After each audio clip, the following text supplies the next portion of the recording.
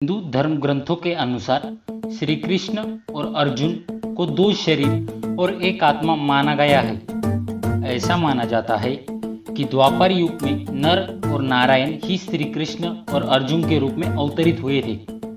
दर्शकों, श्री कृष्ण और अर्जुन से जुड़ी कई कथाएं आपने पढ़ी होगी। कुंती पुत्र अर्जुन भगवान श्री कृष्ण को अपना सखा, आराध्य और मार्गदर्शक मानते थे। श्री कृष्ण को भी अर्जुन सबसे प्रिय थे, लेकिन ऐसा क्या हुआ कि एक बार श्री कृष्ण और अर्जुन के बीच भी युद्ध की नौबत आ गई थी। नमस्कार दर्शकों, आज के इस खास वीडियो के माध्यम से हम यही जानने वाले हैं कि श्री कृष्ण और अर्जुन के बीच युद्ध क्यों हुआ। नमस्कार दर्शकों, आप देख रहे हैं Mahabharat Katha by Atharva Tiwari YouTube channel. अगर अभी तक आपने हमारे चैनल को सब्सक्राइब नहीं किया तो देर किस बात की। श्रोताओं, अभी सब्सक्राइब करें और बेल आइकन अवश्य दबाएं ताकि ऐसे ही खास लेटेस्ट अपडेटेड वीडियोज आपको जानने और सुनने को मिलते रहे। कथा के अनुसार एक दिन महर्षि गालव प्रातः सूर्यदेव को अर्घ्य अर्पित कर रहे थे। उसी समय उनकी अंजुली में आकाश मार्ग से जा रहे गंधर्व चित्रसेन की पीक गिर गई। यह देख महर्षि बड़े क्रोधित हो गए। क्रोध में वे चित्रसेन को शाप देने ही वाले थे कि उन्हें अपने तप बल के नाश होने का ध्यान आया और वे रुक गए। उसके बाद उन्होंने जाकर भगवान श्री कृष्ण को अपनी व्यथा सुनाई। महर्षि की बात सुनकर श्री कृष्ण चित्रसेन पर अत्यधिक क्रोधित हो गए और उन्होंने 8 पहरों के अंदर चित्रसेन का वध करने की प्रतिज्ञा ले ली। अब ऋषि गालव को विश्वास हो गया कि आज चित्रसेन का अंत निश्चित है और वो वहां से चल दिए। महर्षि गालव के जाते ही देवर्षि नारद श्री कृष्ण के पास पहुंचे। श्री कृष्ण ने उदास मन से उनका स्वागत किया। श्री कृष्ण के मुख पर उदासी देख नारद जी उनसे पूछे, हे प्रभु, आपके मुख कमल पर आज उदासी क्यों दिख रही है? इस पर श्री कृष्ण ने गालव जी की व्यथा के साथ साथ अपनी प्रतिज्ञा की बात भी नारद जी को बतलाई। यह सुनकर नारद जी ना जाने क्या सूझा, वो श्री कृष्ण से आज्ञा लेकर वहां से चल दिए। उसके बाद देवर्षि चित्रसेन के पास पहुंचे। नारद जी को अपने यहाँ आया देख चित्रसेन ने उन्हें प्रणाम किया। तत्पश्चात वो अपनी कुंडली लाकर नारद जी से ग्रह दशा पूछने लगा। यह देख नारद जी ने कहा, अरे मूर्ख, अब तुम यह सब क्या पूछ रहे हो? तुम्हारा अंतकाल निकट आ गया है। अगर अपना कल्याण चाहते हो तो कुछ दान पुण्य कर लो। अपनी मृत्यु का समाचार सुनकर चित्रसेन घबरा गया।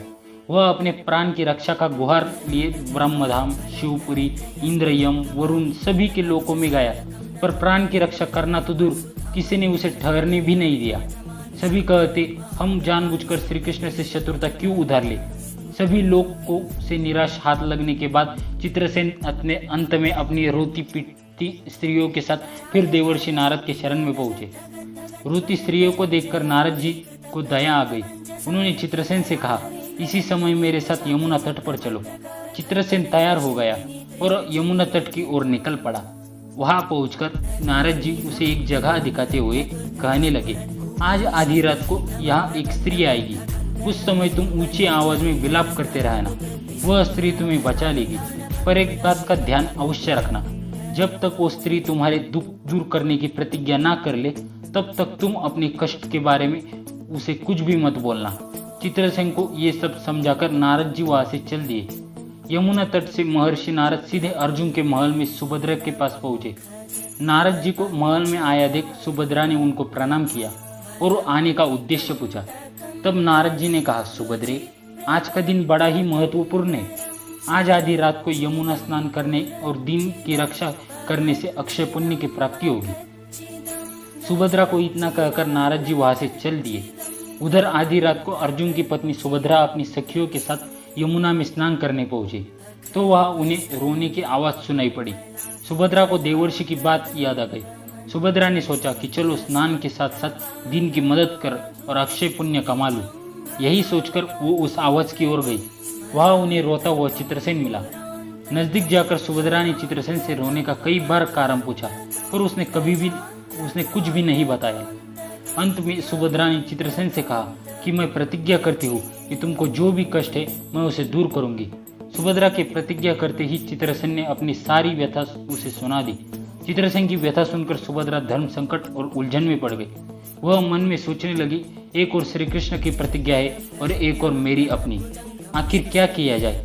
थोड़ी देर सोचने के बाद उसने चित्रसेन की रक्षा करने का निश्चय किया और उसे वो अपनी साथ ले गई।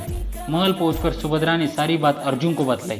अर्जुन ने सुभद्रा को सांत्वना दी और कहा कि तुम्हारी प्रतिज्ञा पूरी होगी। उधर नारद जी जब ये देख चित्रसेन अब अर्जुन की शरण में सुरक्षित है तो वे पुनः श्री कृष्ण के पास पहुंचे। उन्होंने श्री कृष्ण से कहा कि प्रभु, चित्रसेन इस समय अर्जुन की शरण में है, इसलिए आप सोच समझकर ही युद्ध के लिए प्रस्थान करें। उसके बाद श्री कृष्ण और पांडव दोनों अपनी अपनी सेना के साथ युद्ध मैदान में आ खड़े हुए। दोनों के बीच घमासान लड़ाई शुरू हो गई, पर कोई परिणाम न आता देख श्री कृष्ण ने अंत में अपना सुदर्शन चक्र चला दिया। अपनी ओर सुदर्शन चक्र को आता देख अर्जुन ने पशुपतास्त्र छोड़ दिया। पशुपतास्त्र के छुटते ही तीनों लोकों में प्रलय के लक्षण दिखाई देने लगे। यह देख अर्जुन ने शिवजी को स्मरण किया। तब शिवजी प्रकट हुए और उन्होंने दोनों अस्त्रों को निष्फल कर दिया। फिर वो श्री कृष्ण के पास पहुंचे और उनसे कहा, प्रभु, भक्तों के सामने अपनी प्रतिज्ञा को भूल जाना तो आपका सहज स्वभाव है। अब इस लीला को यही समाप्त कीजिए प्रभु। शिवजी के ऐसा कहते ही श्री कृष्ण ने अर्जुन को गले लगाकर युद्धाश्रम से मुक्त किया, साथ ही चित्रसेन को अभयदान दे दिया। सब लोग उनकी जय जयकार करने लगे, पर यह बात महर्षि गालब को अच्छी नहीं लगी। वो बोले, यह तो अच्छा मजाक किया, अब मैं अपनी शक्ति दिखाता हूँ। मेरी इस शक्ति से कृष्ण, अर्जुन, सुभद्रा समेत चित्रसेन जलकर भस्म हो जाएंगे। पर बेचारे साधु ने जो ही जल हाथ में लिया, सुभद्रा बोल उठी, मैं यदि श्री कृष्ण की भक्त हूँ और अर्जुन के प्रति मेरा पतिवर्य पूर्ण हो तो यह जल ऋषि के हाथ से पृथ्वी पर न गिरे।